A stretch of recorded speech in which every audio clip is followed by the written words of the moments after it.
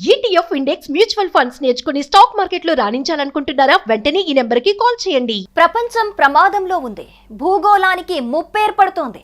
పర్యావరణాన్ని కాపాడుకుందాం అంటూ ఐక్యరాజ్య సమితి ప్రతి ఏటా పిలుపునిస్తుంటుంది. అప్పుడు ఈ అంశంపై ప్రపంచ దేశాలు చర్చలు, సమావేశాలు జరుపుతూ ఉంటాయి. ఖచ్చితంగా పాటించాలంటూ కొన్ని కఠిన నిర్ణయాలతో డిక్లరేషన్ విడుదల చేస్తుంటారు. పాటిస్తామంటూ దాదాపు అన్ని దేశాలు సంతకాలు చేస్తాయి. కానీ కార్పొరేట్ శక్తులు ప్రభుత్వాలను శాసించే ఈ రోజుల్లో ఈ డిక్లరేషన్లు ఆచరణకు నోచుకోవు. కానీ ప్రపంచ దేశాల నిర్లక్ష్యం వలన మానవాళికి ఎంత ప్రమాదం జరుగుతుందో తెలుసా? ఏకంగా ఒక దేశమే వలస వెళ్లే పరిస్థితి వచ్చిందంటే భవిష్యత్తు ఎలా ఉంటుందో ఊహించుకుంటేనే భయంకరంగా కనిపిస్తోంది.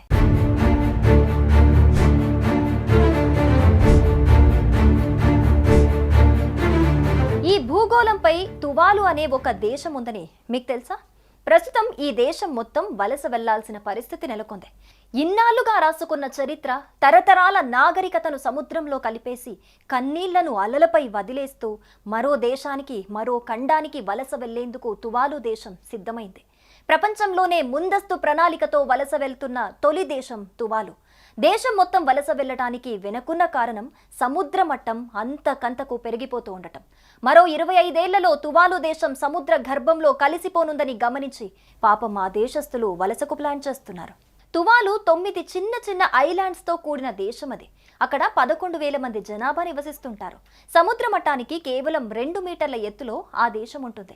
పర్యావరణ మార్పుల కారణంగా మునుముందు ఆ దేశంలో వరదలు, భారీ వర్షాలు, సముద్ర మట్టం నేలను ముంచేసే ప్రమాదం ఉంది. రానున్న 80 ఏళ్లలో ఈ ఐలాండ్స్ కనుమరుగవుతాయని సైంటిస్టులు హెచ్చరిస్తున్నారు. ఇప్పటికే 2 దీవులు మునిగిపోయినట్లు చెబుతున్నారు. తువాలులో సముద్ర మట్టం 2023లో ఉన్నదానికంటే 15 సెంటీమీటర్లు పైకొచ్చిందని నాసా లేటెస్ట్ రిపోర్ట్ స్పష్టం చేసింది. ఈ లెక్కన 2050 వరకు ఈ ద్వీపం మునిగిపోనుందని శాస్త్రవేత్తలు చెబుతున్నారు.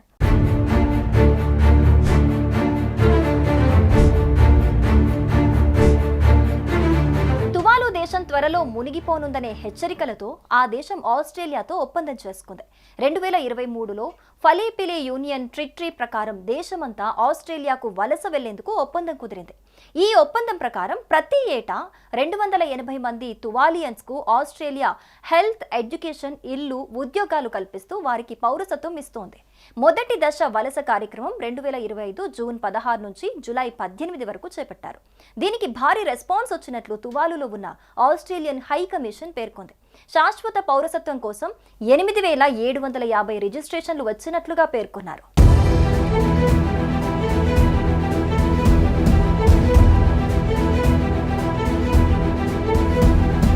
అయితే ఈ ఏడాదిలో ఆస్ట్రేలియా, న్యూజిలాండ్ దేశాలకు 4% జనాభా వలస వెళ్లనుందట.